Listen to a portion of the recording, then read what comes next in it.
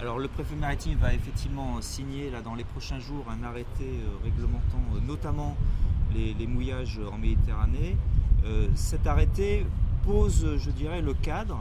les règles relatives au mouillage, mais en réalité tout reste à faire parce que cet arrêté va avoir besoin d'un travail local pour identifier rade par rade, aire marine protégée par ligne protégée, les règles relatives au mouillage. Alors je rappelle, cet arrêté ne sera pas applicable aux navires de moins de 24 mètres dans sa déclinaison locale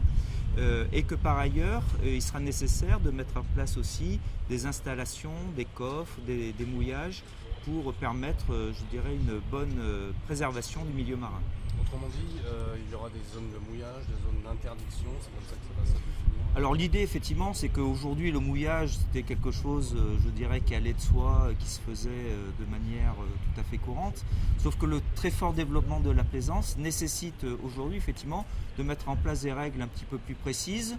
qui permettent aux navigateurs de savoir exactement où se trouve une zone protégée, de savoir où se trouvent des zones de mouillage aménagées, bref d'avoir une véritable sécurité et d'être sûr effectivement de ne pas